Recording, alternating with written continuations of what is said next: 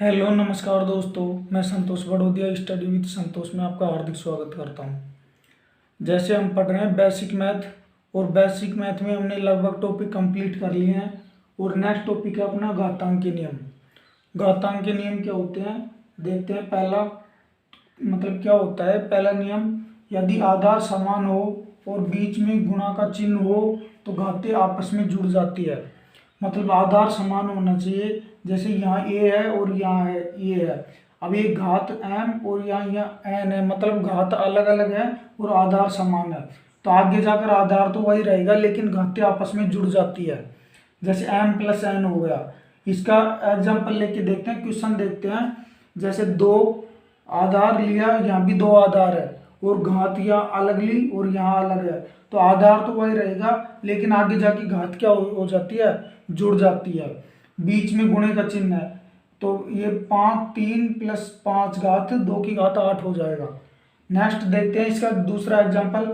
जैसे यहाँ आधार 3 है और यहाँ भी आधार 3 है, लेकिन घात यहाँ 3 की घात 4 ली और यहाँ 3 की घात 2 ली, लेकिन आधार तो समान रहा। जैसे आधार 3 है लेकिन घात क्या हो गई, 4 प्लस 2 जुड़कर 3 की घात 6 हो गई। तो ये होते हैं।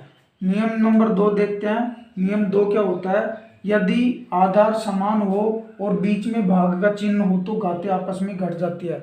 मतलब इसमें क्या होता है, अगर आधार समान हुआ और बीच में भाग का चिन्ह हुआ तो घात आपस में घट जाती है। और इस नियम में था कि बीच में गुणे का चिन्ह हुआ तो घातें घट जाती है, जुड़ जाती है।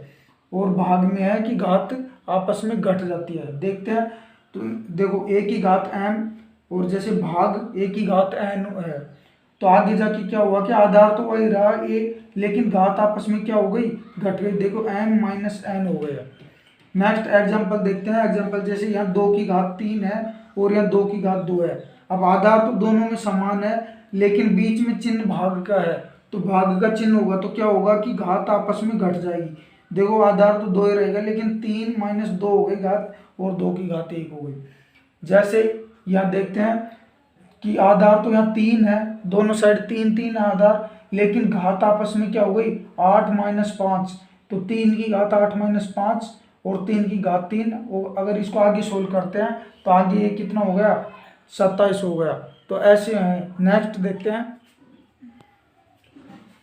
नेक्स्ट देखते हैं 3 का नियम। तो 3 का नियम क्या, नियम नंबर 3, यदि किसी संख्या के कोष्टक के अंदर और बाहर घातें हो तो वह आपस में क्या हो जाती है, गुणा हो जाती है।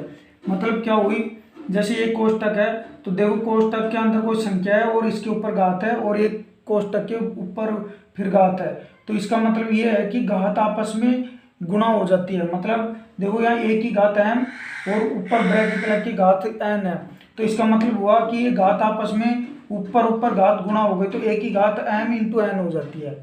नेक्स्ट एग्जांपल देखते हैं। जैसे 3 की घात 2 और उसकी भी घात 4 है, तो ये तो 3 ही रहेगा लेकिन घात आपस में गुणा हो जाएगी। जैसे 2 इंटू 4 तो 3 की घात 8 हो गई। नेक्स्ट इसमें दूसरा एग्जांपल देखते हैं। जैसे दूसरा एग्जांपल लिया कि 5 की घात 2 और इसकी भी घात 3, तो ये तो ऐसे कैसे रहेगा आधार तो, लेकिन ये घात आपस में गुणा हो जाएगी। जैसे 2 गुणा 3 और ये 5 की घात 6 हो जाएगा।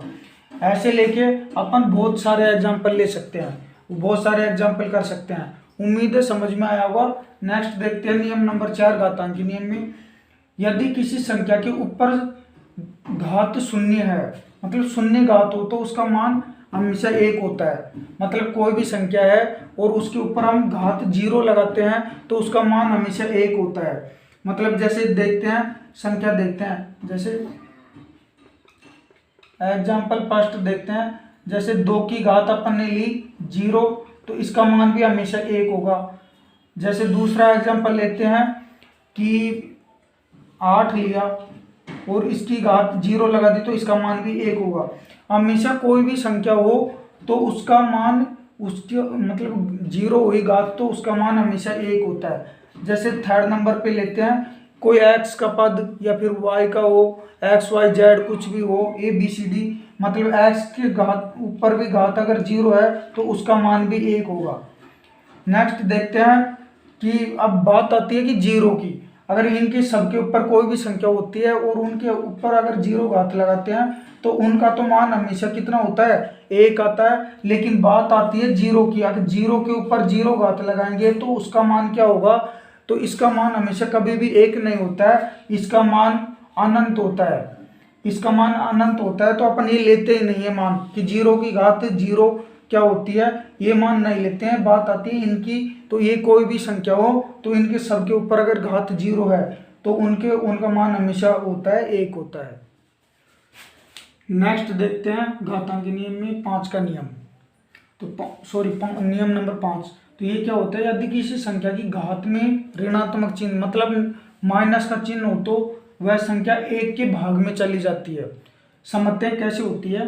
तो मतलब जैसे कोई संख्या है a और उसकी घात -m है, तो वो क्या होती है कि वो संख्या एक के भाग में चली जाती है। देखो बराबर में एक और उसके भाग में जाके उसका चिन्ह चेंज हो जाता है। अगर यहाँ माइनस है तो यहाँ a की घात m हो गई। और एग्जाम्पल से समझते हैं। देखो पहला एग्जाम्पल लिया, जैसे 4 की घात -2 है। अब इसको सोल्व करते हैं, 4 की घात -2, तो ये तो इसके क्या में चले जाएगी, बटे में चले जाएगी। तो 1/4 और घात यहाँ क्या थी, माइनस थी, तो यहाँ घात प्लस होगी। अब 4 की घात 2 बार खोलते हैं तो 1/16 हो गई।